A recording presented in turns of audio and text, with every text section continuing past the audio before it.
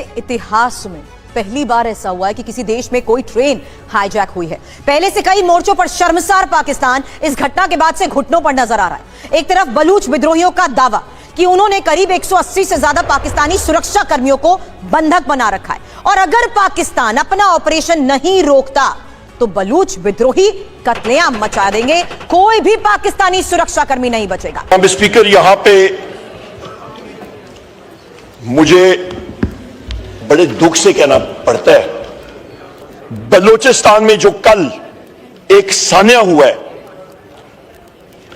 ये डॉन अखबार में हेडलाइंस हैं, बाकी सारी अखबार में आप देख लें। सबसे पहले तो निहायत मंजर इस वक्त बना हुआ है।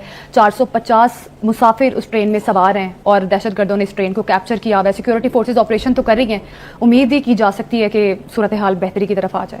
जी, बहुत ही खौफनाक सूरत हाल है, बहुत ही दुखी कर दिया है इस पूरी सूरत हाल ने। यकीनी तौर पे उन लोगों की जानें खतरे में हैं जो इस वक्त ट्रेन के अंदर मौजूद है, जिसकी तादाद कोई 450 और कोई 500 से भी ज़्यादा बयान कर रहा है। और साथ साथ ये भी खबरें कि उसके अंदर कुछ सिक्योरिटी के लोग भी थे। इसने दिल को बहुत उदास परेशान किया हुआ। रमज़ान का महीना है और इस किस्म की कत्ल गारत जो चल रही है।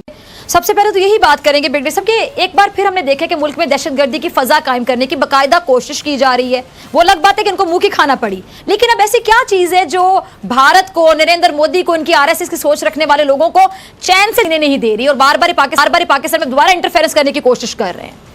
उसकी रियलिटी आज हमने आपको बता दी कि पाकिस्तानी रियासत हमेशा से यह चाहती रही है कि बलूचिस्तान में डेवलपमेंट हो, तरक्की हो। आप मुझे बताएं, अंग्रेजों ने तो बलूचिस्तान को पत्थर के दौर में रखा हुआ था, उससे कई सौ साल पहले सरदारों ने बलूचिस्तान को पत्थर के दौर में रखा हुआ था। आप देखें, एक तरफ पर्शिया की सिविलाइजेशन थी, ईरान और अफगानिस्तान की बेहतरीन सिविलाइजेशन थी, बड़े बड़े शहर आबाद हुए सदियों। यहां पर इंडिया में, सिंध में बड़ी बड़ी सिविलाइजेशन बनी, बलूचिस्तान में कौन सी सिविलाइजेशन बनी? पिछले 500 साल में बलूचिस्तान में, इन सरदारों के इलाकों में जो बलोच सरदार हैं, यहां कौन सी यूनिवर्सिटी बनी, या कौन सा मदरसे बने, या कौन सी सड़कें और तालीमी निजाम बने? वो अपने आकाओं से जो हिंदुस्तान में बैठे हैं, जो अफगानिस्तान में बैठे हैं, जो कहीं और बैठे हैं, उनसे राब्ते में हैं। ये बात उन्होंने कंफर्म कर दी है। देखिए, Balochistan is bleeding for a long time.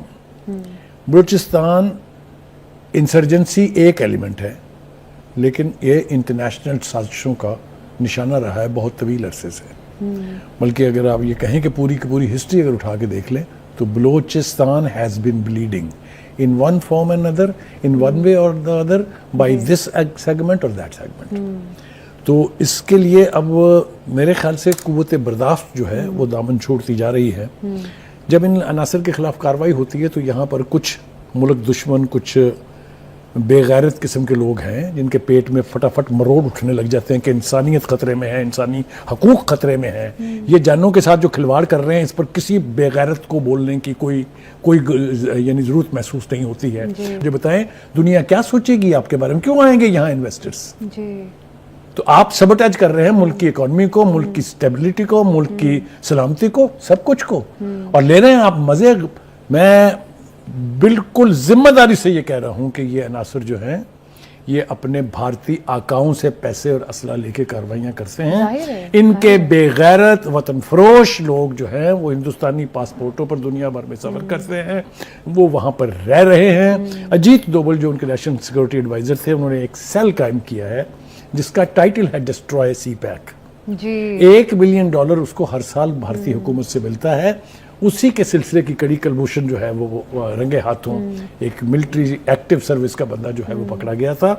तो मैंने कहा कि एक तो होता है ना, पता नहीं है कि क्या हो रहा है, सब मालूम है। बिल्कुल बुखारी साहब, जिस तेज़ी से ऐसे वाक़यात हो रहे हैं, हमने देखा कि एफसी कैंटोनमेंट पे भी हमला किया गया, फिर एफसी एक एहलकार को भी हमले का निशाना बनाया गया एक सुसाइड बॉम्बर की जानिब से। देखिए, तो बुखारी साहब, इस शिद्दत से वाक़यात बढ़ रहे हैं कि इस पर तेज़ी से काबू पाने की ज़रूरत है। अगर पिछले साल की बात की जाए 2024 की, तो 59,775 ऑपरेशन किए गए सिक्योरिटी फोर्सेज की जानिब से। चूँकि मौका है, इस पर बात करनी चाहिए। जी 3 बड़े ऑपरेशन हमारे यहाँ मिलिट्री ऑपरेशन जो हैं इन दहशतगर्दों के खिलाफ लॉन्च हुए थे। पहला राह निजात था जो सवात में हुआ था, जब मौलवी फजलुल्लाह के लोगों ने ऑलमोस्ट कब्जा कर लिया था पूरे सवात के रीजन के ऊपर, याद है। फिर किस तरह उनका वहाँ सफाया किया गया, वो अपनी जगह है। फिर उसके बाद इंटरनेशनल वॉर ऑन टेरर के हवाले से फिर हमने एक बड़ा ऑपरेशन किया था, ऑपरेशन ज़रब अज़ब। शहादतें हुई उसमें, कुर्बानियाँ दी लोगों ने सफ़र भी किया उसमें, लेकिन इस फितने से बहुत हद तक जान छूट गई थी। जो बाकी मानदा इनके आउटफिट्स थी रह गए थे स्लीपर सेल से, उसके खिलाफ फिर एक तीसरा ऑपरेशन शुरू हुआ जो था ऑपरेशन रद्दुल फसाद। उसके दौरान भी बेपनाह नजराने हमारी पाकिस्तानी अफवाज के लोगों ने दिए जानों के, लेकिन अल्टीमेटली एक तवील अरसा हमने देखा 10-12 साल का अरसा बड़े आराम से गुजर गया। लेकिन उसके बाद से इस फितने ने फिर सर उठाया है। उसकी मल्टीपल रीजंस हैं। इसके इंटरनेशनल स्पॉन्सर्स हैं जो नहीं चाहते कि पाकिस्तान में स्टेबिलिटी आए। इसमें सी पैक के दुश्मन हैं जो नहीं चाहते कि पाकिस्तान की जो इकॉनमी है वो बेहतर हो, जो पाकिस्तान और चाइना की कुर्बत को देख के जिनकी रात की नींदें उड़ जाती हैं। आपको याद होगा एक रजीम है पूरी, अब उसका मैं यहाँ इस वक्त जिक्र करना नहीं चाहता था, लेकिन एक है ऐसा इरा जिसमें उसके ऊपर एक से ऊपर दूसरी ईंट नहीं रखी गई, बिल्कुल एट ए हॉल्ट था। कहने का मतलब ये है कि ये जो अनासर ये कर रहे हैं, जो इनके स्पॉन्सर्स हैं, उनको कोई माफी मिलनी नहीं चाहिए। आप देखिए एक ऑपरेशन अभी अंडर वे है which is called Pakistan operation Istehkam Pakistan. बताइए किसने मुखालफत की थी उसकी? केपीके की हुकूमत ने और पीटीआई ने। लेकिन बुखारी साहब सबसे ज्यादा अलार्मिंग हालात तो केपी और बलूचिस्तान के, वायलेंस इसलिए कि उनके लाए हुए लोग उनकी नाक, मुझे बताएं ना, पंजाबी कर रहे हैं। और ये कौन लोग होते हैं जो आके मारते हैं? ये पैटी क्रिमिनल्स होते हैं, अफगान हायर्ड गन्स होती हैं। इंडियन नेशनलिस्ट नहीं आते इस चीज में। वो क्यों भाई? कत्ल करना है, 20,000 रुपया दो, 50,000 रुपया दो, लाख दो, 2 लाख दो। जो बात पता चली थी, होता क्या है कि एक इंडियन इंटेलिजेंस का बंदा जो है वो एक बंदे को किसी मिडिल ईस्ट के अंदर, लेट्स से दुबई के अंदर, किसी बंदे के साथ गप मारेगा, किसी बिजनेसमैन के साथ, और वहां से फिर वो